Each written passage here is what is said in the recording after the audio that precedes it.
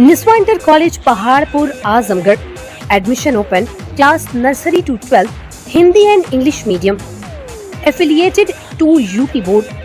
Excellent teaching method, conducting various competitions, co-curricular activities ensure overall growth of your child. Complete education with confidence, well-maintained computer lab, science lab, CCTV surveillance, ventilated classroom and safe compound. Transport facility available.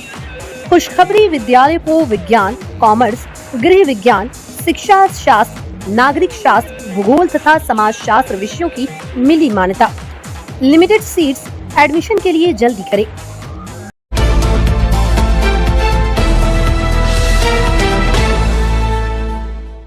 जय हिंद, आदाब। मैं हूं शमीम जराजपुरी और आप देख रहे हैं खबरों नज़र चैनल। सबसे तेज और ताज़ा समाचार देखने के लिए बने रहिए हमारे साथ। अब खबर विस्तार से। को नमस्कार। सभी पत्रकार बंधुओं को नमस्कार। उत्तर प्रदेश में डबल इंजन की सरकार चल रही है, लेकिन इंजन का आपस में झगड़ा हो गया है और दोनों इंजन फेल हो चुका है। मोदी और योगी के इंजन में झगड़ा हो गया, और इसके कारण दोनों इंजन फेल हो गया। और मोदी योगी के झगड़े का खामियाजा उत्तर प्रदेश की जनता को भुगतना पड़ रहा है। प्रदेश की जनता बिजली कटौती से त्राहिमाम कर रही है।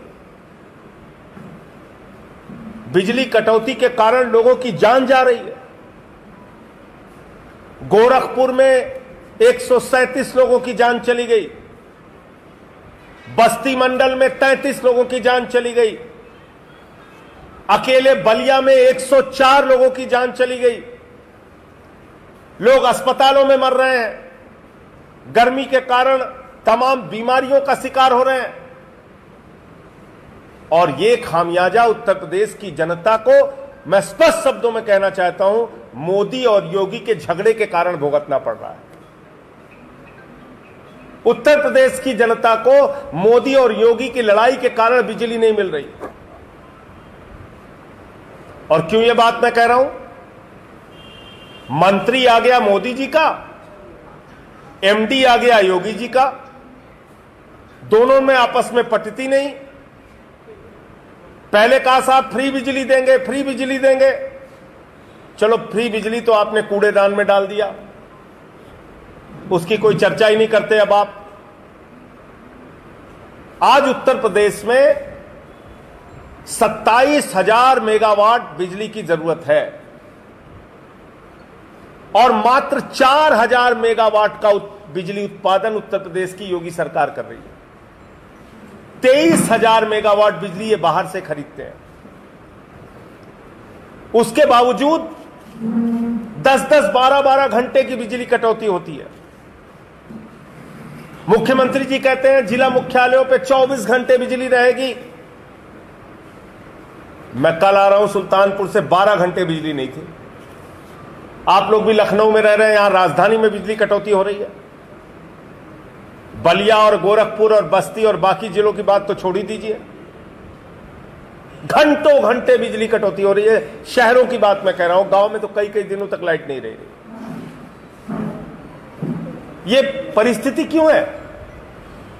10 साल हो गए, 10 साल न बिजली के तार बदले जाते हैं, न खंभे बदले जाते हैं, न ट्रांसफार्मर बदले जाते हैं, और जरूरत 10 साल पहले जितनी थी उससे 3 गुना ज्यादा बढ़ गई।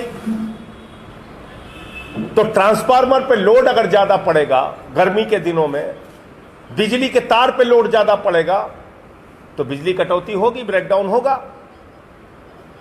कर्मचारियों की दशा यह है कि 1 लाख कर्मचारियों की जरूरत बिजली विभाग को है, मात्र 34,000 कर्मचारी बिजली विभाग में रखे गए।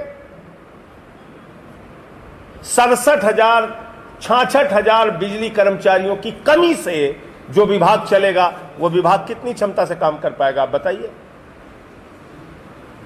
और खबर क्या आती है?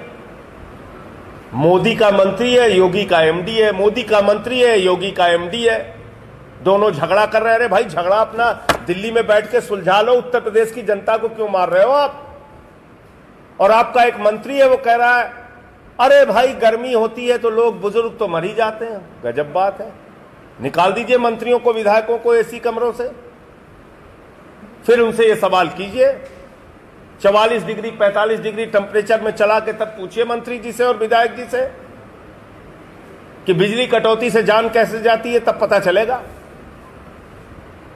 एक तरफ लोगों की मौत हो रही है और संवेदनहीनता की पराकाष्ठा यह है कि मजाक उड़ाया जा रहा है उत्तर प्रदेश की जनता का, जो इस बिजली कटौती के कारण मर रही है। और मैं फिर दोहराना चाहता हूं, यह बिजली कटौती मोदी और योगी के झगड़े का नतीजा है। मोदी जी ने अपना मंत्री बिठा दिया है और मोदी जी ने कह दिया योगी कितनी भी कोशिश कर ले, उत्तर प्रदेश वालों को बिजली मिलनी नहीं चाहिए, संकट रहना चाहिए, यहां पे लोग मरते रहे, मरने देना। जैसे हमने रेलवे की हालत कर दी, ऐसे ही बिजली की हालत कर देना उत्तर प्रदेश में। उनका मंत्री मोदी जी के निर्देश पे काम कर रहा है। मोदी जी किस बात की सजा दे रहे हो यूपी वालों को आप? इतनी भर भर के सीट दे दी, देश की सरकार दे दी, प्रदेश की सरकार दे दी, अपना आप मंत्री बैठा के कह रहे हैं योगी कितनी भी कोशिश कर ले बिजली आने मत देना। योगी ने अपना एमडी बैठा दिया, दोनों के झगड़े होते रहते हैं। अरे भाई, तुम्हारे झगड़े से उत्तर प्रदेश की जनता का क्या लेना देना है? बैठो दिल्ली में सॉल्व करो। कहते थे डबल इंजन, अब फेल इंजन हो गया तुम्हारा। तो इसलिए प्रदेश भर में जो मौतें हो रही हैं, मैं आम आदमी पार्टी की ओर से सबसे पहले तो उन परिवारों के प्रति अपनी गहरी संवेदना व्यक्त करता हूं और प्रदेश सरकार से मांग करता हूं कि इस गर्मी के कारण जो मौत हुई है, ये उनकी हत्या है आपकी नाकामी के कारण। तो ऊर्जा विभाग से उन परिवारों को मुआवजा और नौकरी मिलनी चाहिए जिनकी जान गई है बिजली कटौती से। और दूसरी बात, इस बिजली कटौती के खिलाफ आम आदमी पार्टी पूरे उत्तर प्रदेश में, लखनऊ सहित उत्तर प्रदेश के सभी 75 जिलों के अंदर 22 तारीख को यानी कि परसों व्यापक जन आंदोलन करेगी और प्रदेश की सरकार से मांग करेगी कि बिजली कटौती की समस्या का समाधान किया जाए। जो लोग इस बिजली कटौती के कारण, गर्मी के कारण भीषण गर्मी में मारे गए, उनके परिवारों को मुआवजा और नौकरी दी जाए। और जो ये कर्मचारियों की कमी है उसको पूरा किया जाए। ट्रांसफार्मर, बिजली के तार जो अब तक बदले नहीं गए, इस पे एक योजनाबद्ध तरीके से, टाइम बाउंड, समयबद्ध तरीके से काम करके बिजली की समस्या को उत्तर प्रदेश से दूर किया जाए। और मोदी जी, मैं फिर आपको कह रहा हूं, उत्तर प्रदेश की जनता को अपनी राजनीति के चक्कर में सजा मत दो। तुम्हारा योगी से क्या झगड़ा चल रहा है उसको निपटाओ दिल्ली में बैठ के। योगी से क्या झगड़ा आपका चल रहा है, आप निपटाओ दिल्ली में बैठ के। आपको तो देश से कुछ लेना देना है नहीं। आपने तो एक नफरत की फैक्ट्री खोल रखी है। मणिपुर में हिंसा हो रही है, लोगों की जान जा रही है। मोदी जी कह रहे हैं तुम जलते रहो, हम चलते रहे। निकल गए अमेरिका। मोदी जी कह रहे हैं तुम जल रहे हो, हम चल रहे हैं। चले गए अमेरिका, छोड़ के मणिपुर उसकी हालत में। सैकड़ों लोगों की जान चली गई है, लाखों परिवार सड़कों पे हैं, हजारों घर जलाए जा चुके हैं, आगजनी हो रही है, हिंसा हो रही है। राज्य की महिला मंत्री का घर जला दिया गया, केंद्र के मंत्री का घर जला दिया गया। लेकिन इस संवेदनहीनता की पराकाष्ठा है कि भारत के प्रधानमंत्री ऐसी परिस्थिति में हिंदुस्तान को छोड़ के, मणिपुर को छोड़ के अमेरिका की सैर पे निकल पड़े। ये बहुत ही दुर्भाग्यपूर्ण है। मणिपुर का मां नहीं निकला भारत के प्रधानमंत्री के मुंह से, इससे ज्यादा शर्मनाक कुछ नहीं हो सकता। दूसरी बात, एक फिल्म आई है जिसका जिक्र मैंने पहले भी किया है, आदि पुरुष। और ये फिल्म भाजपाइयों ने बनवाई है। पूरी जिम्मेदारी से मैं इस बात को कह रहा हूं। उसमें लिखा हुआ है कि यह फिल्म हेमंत विश्व शर्मा जी के आशीर्वाद से बनी, शिवराज सिंह जी के आशीर्वाद से बनी, मनोहर लाल खट्टर जी के आशीर्वाद से बनी, पुष्कर धामी जी के आशीर्वाद से बनी, देवेंद्र फडणवीस जी के आशीर्वाद से बनी, एकनाथ शिंदे जी के आशीर्वाद से बनी और योगी आदित्यनाथ जी के आशीर्वाद से बनी। भारतीय जनता पार्टी के इतने सारे मुख्यमंत्रियों ने प्रभु श्री राम का अपमान करने के लिए, माता सीता का अपमान करने के लिए, भगवान बजरंगबली का अपमान करने के लिए एक फिल्म बनवाई जिसके नाम पर भाजपाई धंधा कर रहे हैं। मैं भाजपाइयों से कहना चाहता हूं, वैसे ही बेईमानी और भ्रष्टाचार करते रहते हो, कम से कम धर्म के नाम पे धंधा मत करो, धर्म के नाम पे धंधा मत करो। और शर्म आनी चाहिए भारत के प्रधानमंत्री को, शर्म आनी चाहिए भाजपा के मुख्यमंत्रियों को। बगल का छोटा सा देश नेपाल, छोटा सा देश, उस नेपाल देश ने कहा हम अपने देश के अंदर प्रभु श्री राम का अपमान नहीं होने देंगे, हम अपने देश के अंदर माता सीता का अपमान, भगवान बजरंगबली का अपमान नहीं होने देंगे। और आदि पुरुष फिल्म पे बैन लगाने का काम नेपाल जैसे देश ने किया। लेकिन बहुत अफसोस की बात है, दुर्भाग्यपूर्ण बात है कि धर्म के नाम पे धंधा करने वाले लोग, भारतीय जनता पार्टी के लोग, पूरे देश में भगवान का अपमान हो रहा है और घरों में चुपचाप बैठे हुए हैं, कोई कार्रवाई नहीं कर रहे हैं इस फिल्म के ऊपर। कहा जा रहा है 2-4 डायलॉग हटा देगा। अरे पूरी की पूरी फिल्म बर्बाद है। जिस प्रकार के कपड़े सीता माता को पहनाए गए, जिस प्रकार के दृश्य फिल्म के अंदर दिखाया गया, एक दृश्य दिखाया गया काल्पनिक आधार पे, माता सीता को छुरी लगा दी गई गर्दन पे। किस रामायण में लिखा है भाई? और तुम कल्पना के आधार पर रामायण के साथ छेड़छाड़ कर सकते हो, भगवान के साथ, धार्मिक भावनाओं के साथ छेड़छाड़ कर सकते हो। अब बताइए मुझे, ये कितनी शर्मनाक बात है। उस फिल्म में एक दृश्य दिखाया गया कि सुसैन वैद्य की जगह विभीषण की 2 बहनें आ रही हैं जो श्री लक्ष्मण जी को संजीवनी दे रही हैं। और तमाम ऊट पटांग बातें मैं देखता हूं। वो भाजपा पोषित उस फिल्म का जो डायलॉग लेखक है वो कल कह रहा था कि बजरंगबली तो भगवान है ही नहीं। आप लोगों ने सुना होगा, सुना ना आप लोगों ने? तो मंगलवार का व्रत क्यों रखते हैं करोड़ों हिंदू? हनुमान चालीसा का पाठ क्यों करते हैं करोड़ों हिंदू? भगवान बजरंगबली के मंदिरों में क्यों जाते हैं करोड़ों हिंदू?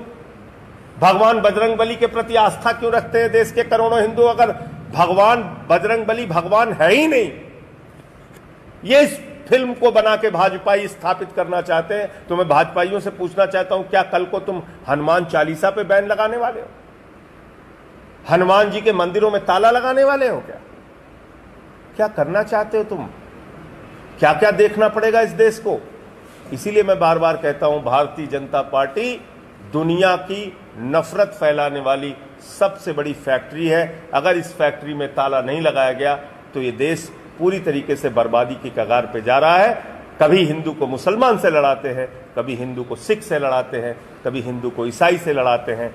जब लड़ाइयां धर्म की खत्म हो जाती है तो हिंदू को हिंदू से लड़ाते हैं, जाट को गैर जाट से लड़ाते हैं, मराठा को गैर मराठा से लड़ाते हैं और आदिवासी समाज के 2 समुदायों को मणिपुर में आपस में लड़ाते हैं।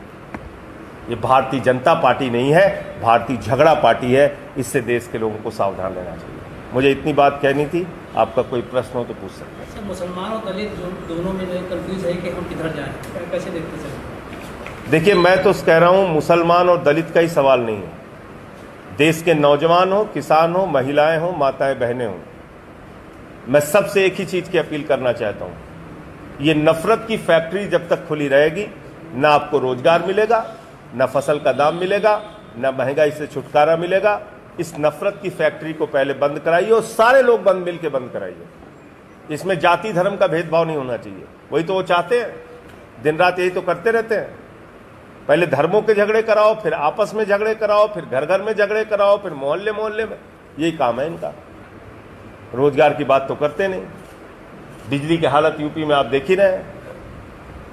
मोदी और योगी के डबल इंजन का आपस में झगड़ा हो गया है, दोनों इंजन आपस में लड़ रहे हैं, इंजन दोनों भ्रष्ट हो गया है, काम ही नहीं कर रहा है। दिल्ली और पंजाब के अंदर हमारी सरकार है, फ्री बिजली भी देते हैं, 24 घंटे बिजली देते हैं।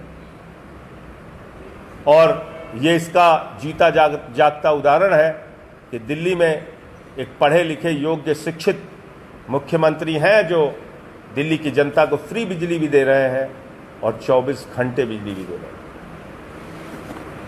हैं। धन्यवाद। हाँ, दिल्ली में जो पहलवान के साथ हुआ है उसके बारे में कुछ बताइए। पहलवानों के बारे में हमारे मुख्यमंत्री जी भी गए थे, हमारे कई मंत्री भी वहां गए थे। देखिए, दो तरह का कानून इस देश के अंदर नहीं चल सकता।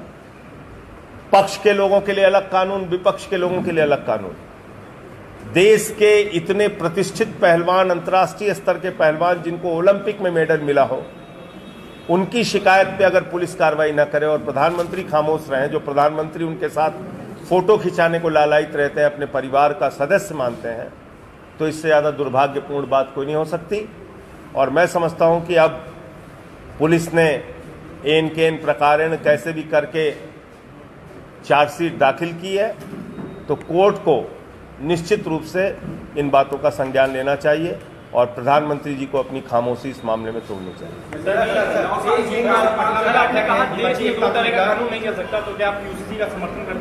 किसका?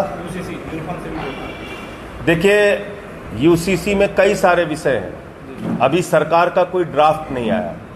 आप हमसे पूछते हैं, आप अपनी राय दीजिए, किस चीज पे राय दें? आप अपना एक ड्राफ्ट तो सामने लेके आइए।